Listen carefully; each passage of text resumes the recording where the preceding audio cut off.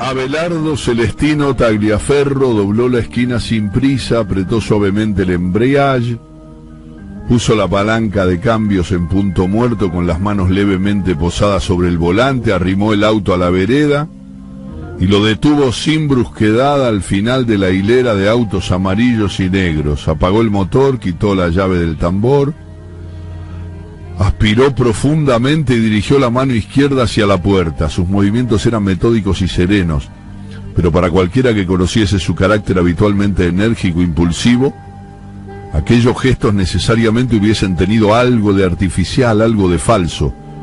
Eran a todas luces ademanes nacidos de una reflexión profunda, concienzuda, esos ademanes calmos que las personas adoptan en un intento de que su espíritu se contagie de esa paz y esa mansedumbre exterior de los gestos ante el mundo. Abelardo Celestino Tagliaferro había tenido mucho tiempo para prepararse para esa mañana cargada de presagios trágicos. 5 o 6 meses tal vez. Los signos alarmantes habían empezado algo antes, digamos en noviembre, diciembre del año anterior, el receso del verano, y había hecho abrigar algunas esperanzas, pero desde fines de febrero la situación se había tornado crecientemente tenebrosa. Para los últimos días de abril, Tagliaferro había comprendido que solo un milagro lo pondría a salvo del abismo. Del archivo para todos ustedes. Platense y Lanús en San Lorenzo, partido decisivo.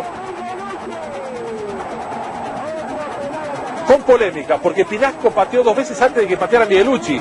Esto le valió un juicio a la AFA que derivaría después en que Lanús fuese resarcido por el descenso. Cárdenas es quien patea el último penal, Miguelucci el que ataja, el que festeja, el que lleva al título, en realidad no al título, a evitar uno de los tantos descensos que tuvo Platense en su historia y que logró evitar a través de la proeza de sus jugadores. Escuchamos el testimonio de época del héroe de la noche.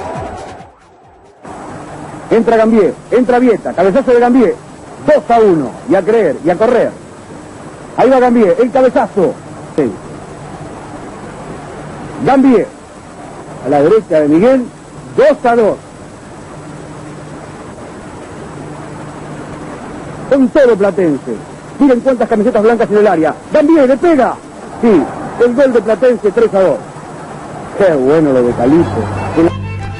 ¿No habían existido acaso otros milagros anteriores? Pero mayo y junio se habían consumido sin que ese milagro tuviera lugar. Semana a semana, su espíritu se había ido opacando.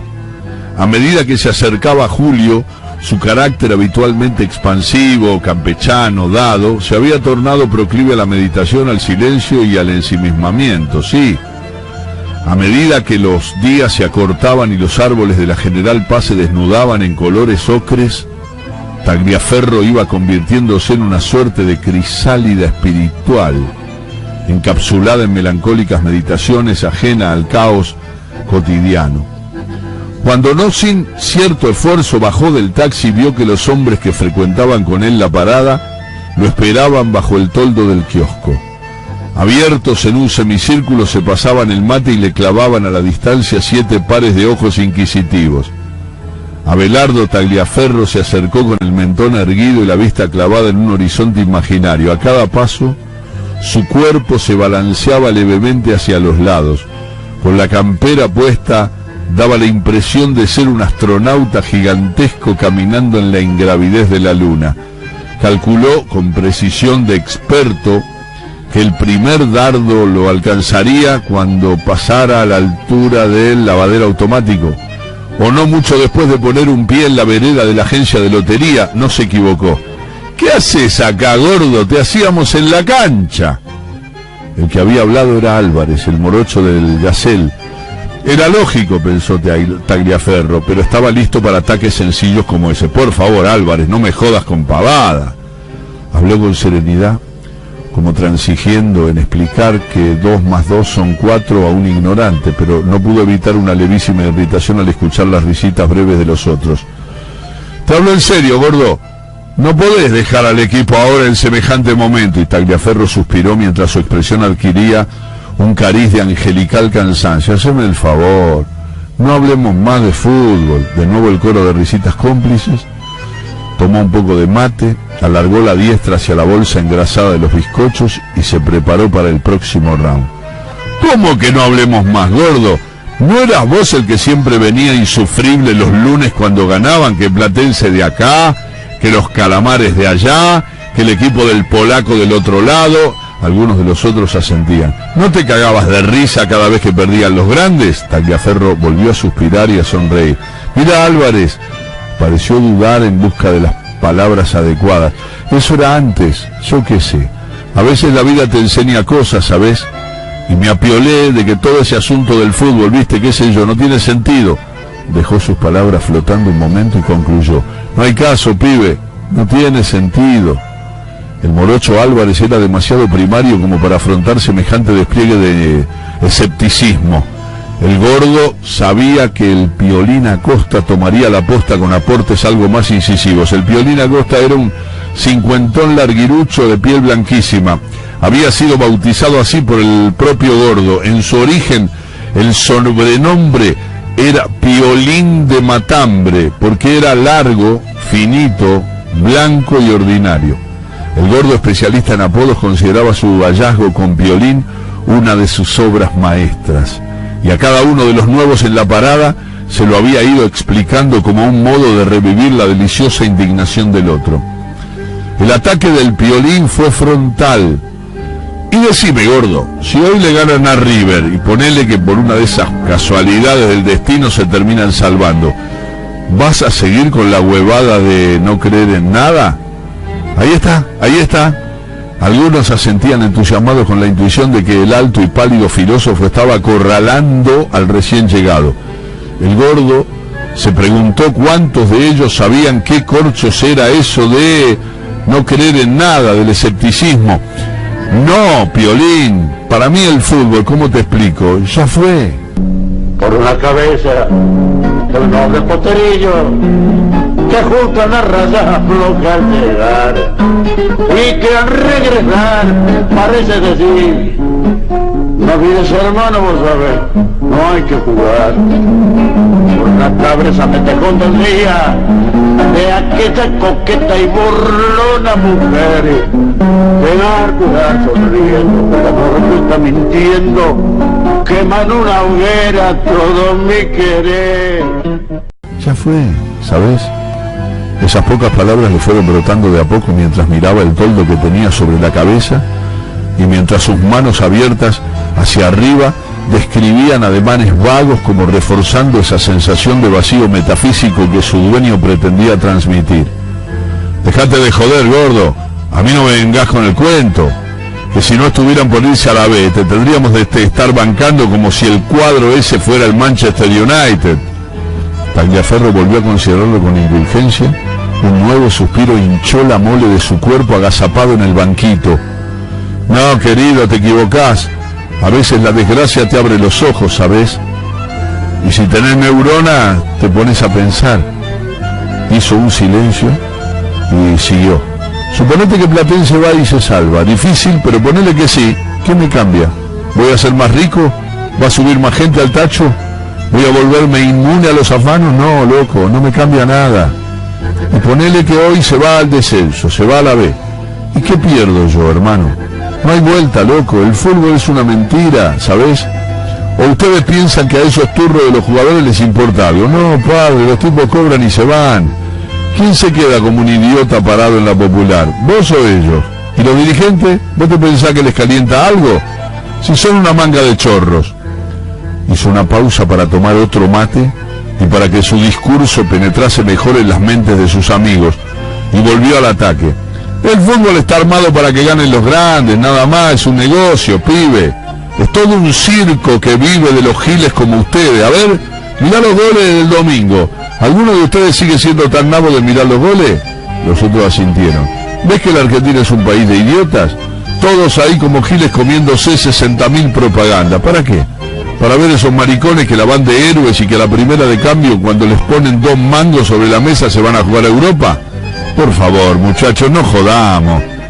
Cada vez más enardecido siguió. A ver vos, García, el aludido lo miró atentamente. Vos sos hincha de Gimnasia. Si no juegan con River o Boca, ¿cuántos minutos te pasan del partido? ¿1? ¿1,5? ¿Y vos, Martínez? ¿No me contaste que para ver los goles de Colón los grabás y después los ves 50 veces y te haces el bocho de que viste el partido entero? Y el otro asintió. ¿Ven lo que digo? Entiéndanlo, el fútbol no sirve para nada, para nada. O vos, Pasos, por ejemplo, que sos de River, ¿te volvió un tipo feliz que hayan ganado 3 campeonatos al hilo? Los ojos grises de Pasos se entornaron en un gesto suave que era también de infinita tristeza. Es todo verso, es todo mentira. Y como si fuera el resumen de su discurso reiteró: todo mentira, no hay vuelta. Tagliaferro cayó. Los demás se pasaban el mate en silencio. Algunos miraban para cualquier lado para que los otros no vieran las huellas de la turbación que les había sembrado. El gordo, aliviado, advirtió que había conseguido el milagro de que se pusieran a hablar de otra cosa. Él podía tener mucho autocontrol y todo lo que quisieran, pero tampoco era de fierro, ¿qué tanto? Los otros se fueron yendo. En una mañana dominguera extrañamente movida, cuando llegó el turno de Tagliaferro, le alargó el mate al que cebaba y se puso de pie con dificultad.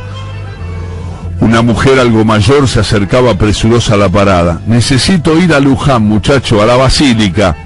Cuando la mujer se acomodó atrás y él encendió el motor, su espíritu comenzó a poblarse de sensaciones raras. La señora tenía aspecto de abuelita de libro de cuentos. Tagliaferro se mordió el labio inferior mientras dudaba en hacer la pregunta que se le había ocurrido. Finalmente se decidió. Señora, ¿le molesta si enciendo la radio? No, muchacho, para nada. Apenas formuló la pregunta, se arrepintió de haberlo hecho, porque ¿por qué había salido con eso? ¿Qué razón había para encender la radio? Ninguna, gordo, ninguna, se amonestó él mismo.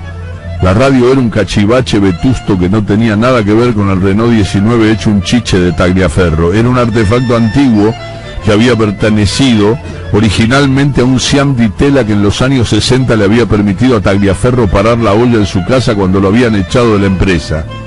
En los 70 había cambiado el Siam por un Dodge, después por un Peugeot y por un Senda, pero la radio siempre había sido la misma. Era uno de esos ejemplares con 2 perillas a los lados y que tienen una serie de teclas negras debajo del visor para cambiar velozmente de lugar en el dial.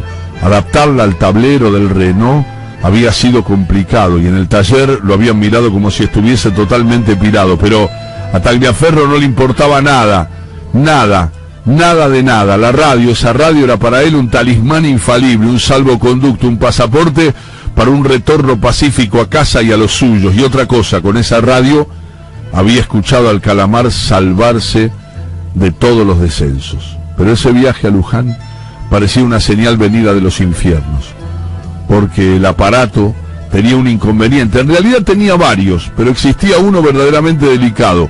Por alguna extraña razón que Tagliaferro no había logrado determinar, la radio callaba indefectiblemente apenas salía un par de kilómetros de la capital. Cuando traspasaba la General Paz comenzaban las interferencias.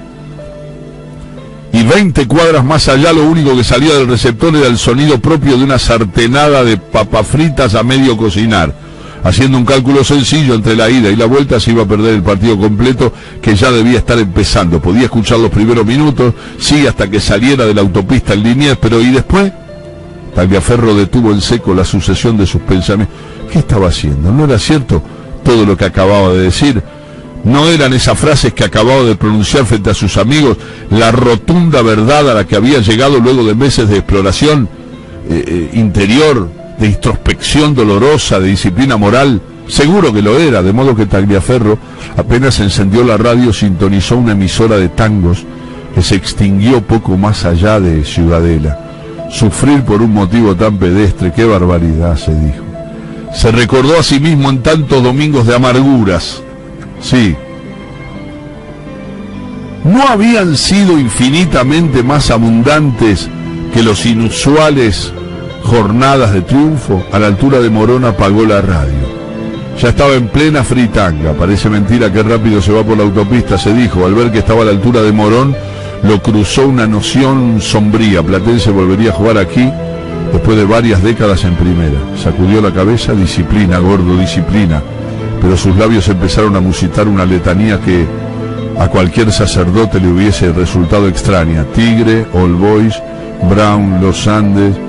Su ánimo ya era definitivamente sombrío. De pronto el pánico lo cruzó en varias oleadas sucesivas. San Telmo, La Madrid, Justo José de Urquiza.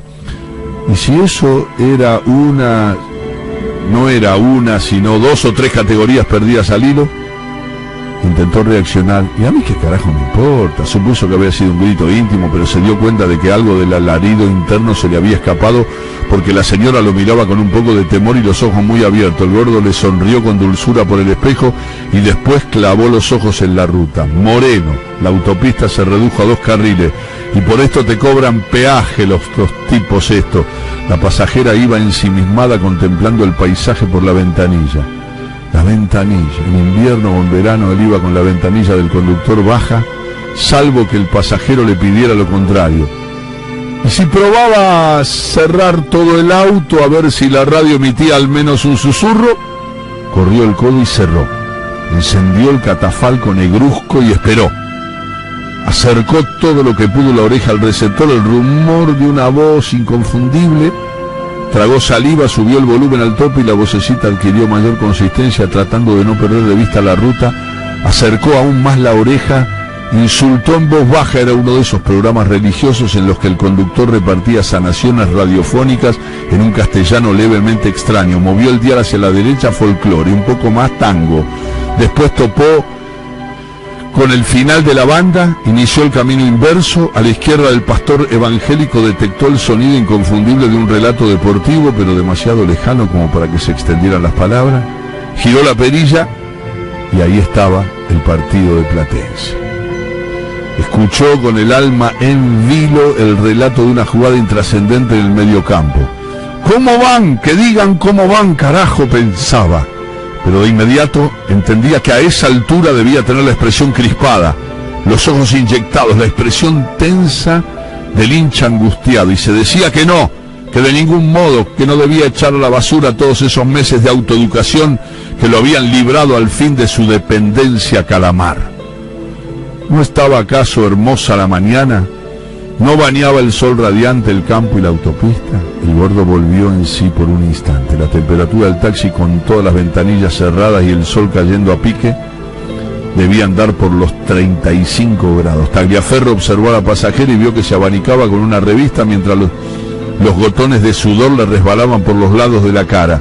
Estuvo a punto de bajar las ventanillas, pero se dijo que entonces perdería definitivamente cualquier esperanza de comunicación radial con el mundo.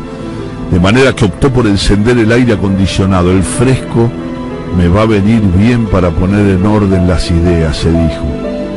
No te enchufes, gordo, no te enchufes, se repetía. La cosa está perdida, no hay manera de que zafemos. Momento, ¿zafemos quiénes? ¿Acaso yo soy Platense? ¿Tenés acciones ahí, gordo idiota? Los que se van a la B son ellos, no vos. Los que van a perder con River son ellos. Los jugadores y los dirigentes, ¿qué tanto? Vos sos Abelardo Celestino Tagliaferro, a sus órdenes, de profesión taxista, estado civil casado, padre de 2 hijos y abuelo de 3 nietos. Entérate. Lo demás es todo grupo. ¿Para qué calentarse? Si al descenso se van a ir igual. Y después te vas a tener que bancar a toda esa manga de palurdo de la parada, empezando por el Piolín y terminando por el negado del Morocho Álvarez. Empezaron las rotondas de Luján. Tagliaferro miró por el espejo y vio a la pasajera con las manos en los bolsillos, el gorro calzado hasta las orejas, la bufanda enrollada en 3 vueltas alrededor del cuello y los lentes empañados. El gordo notó que la temperatura había bajado unos 30 grados de un saque. Apagó el acondicionador de aire. Descartada la estrategia del encierro, optó por ventilar bien el taxi. Tal vez lograra captar algún kilohertz extraviado en el éter. El último tramo hasta la iglesia lo hizo veloz, con las 4 ventanillas bajas y el aire como un torbellino en el interior del tacho. Cuando paró frente a la catedral y se volvió a mirar a la pasajera, advirtió con sorpresa que el pelo de la mujer había adquirido una cierta disposición salvaje y que sus ojos no paraban de parpadear alarmados. Ella pagó, se bajó velozmente, daba la impresión que de haber encontrado un nuevo motivo para agradecer a la Virgen, Tagliaferro dio vuelta a la plaza, se dispuso a emprender el retorno, entonces los vio. 4 hinchas de River con camisetas, vinchas y banderas venían sacudiendo los trapos. No, era una cosa de loco.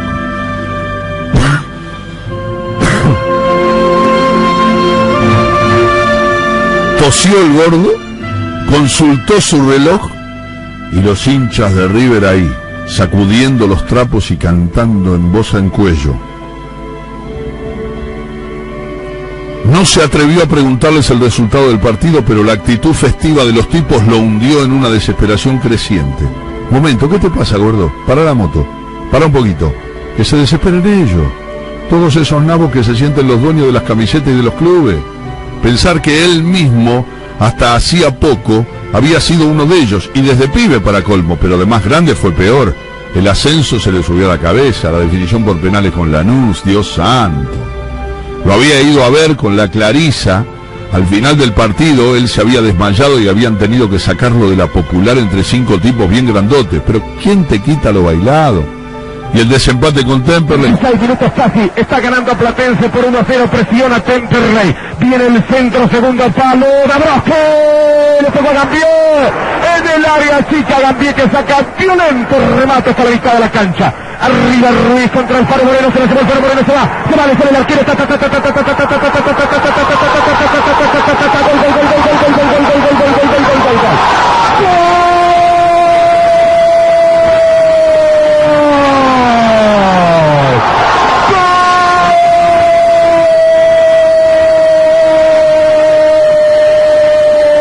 Platense al Faro Moreno, ganó la pelea por la pelota en la mitad de la cancha. Fuentealura salió a jugarse la vida.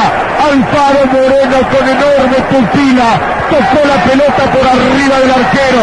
Hay tarjeta roja ahora, no sé para quién, para Alfaro Moreno me parece, gracias Titi. Le expulsan al Alfaro Moreno porque se fue a festejar al alambrado y ya tenía tarjeta amarilla, se me ocurre. Anduvo quitándose la camiseta el jugador de Platense, Alfaro Moreno, que remató por arriba de Fuentealura. La pelota no entraba nunca, Nannini la acompañaba, si pegaba en el palo pasó al ladito del palo izquierdo y lentamente. ¿Qué le pasa, por Dios, al arquero de Platense? Están tirando de todo. Los hinchas de Temperley ahora en una agresión desde la tribuna. Ahí van los jugadores de Temperley. Mamma mía, cómo habíamos sufrido. Cortala, gordo, cortala. Con la primera persona del plural. ¿Más que nosotros, enfermo? Si vos seguís tan pobre como cuando vinimos de España. ¿Qué hizo Platense por vos? A ver. Al pasar el peaje, no pudo evitar la tentación. Se mintió que sería la última. Como esos fumadores que escatiman los puchos del primer atado que compran luego de una larga abstinencia. El cobrador estaba escuchando los partidos en la cabina. ¿Cómo va River?, preguntó. Hincha de cuadro chico, sabía que la gente no tiene idea si uno le pregunta por Platense, Banfield o Ferro. Decime que va perdiendo, pensó. Va ganando, informó el fulano con cara de gallina agradecida a la vida. Cuando se levantó la barrera se alejó, sintiéndose perdido, perplejo, como si la noticia lo hubiese dejado navegando en aguas desconocidas. Al pasar por Francisco Álvarez, sus dedos comenzaron a tamborilear sobre el volante, mientras silbaba inconscientemente entre dientes la melodía de un viejo estribillo que decía: partirá, la nave partirá, ¿dónde llegará? Nunca se sabrá, o algo así. Partirá, la nave partirá, ¿dónde llegará? Nunca se sabrá, será como el arca de Noé. Por la mañana yo me iré. La grúa se extiende sobre el agua y un lamento se pierde en las montañas. Cada día una pena se escapa del fondo de mi alma. Una letra de porquería que tenía que ver con el arca de Noé. ¿Pero por qué? Eran las 11:31. Una canción del año... Cosa rara, Abelardo Tagliaferro se derrumbó a las 11:35 cuando se dio cuenta de que lo que había estado tarareando los últimos 10 kilómetros no era ninguna canción pasada de moda, sino la perpetua melodía del "No se va, Platense no se va, Platense no se va", y las lágrimas se le desbarrancaron por las mejillas en 2 torrentes tibios.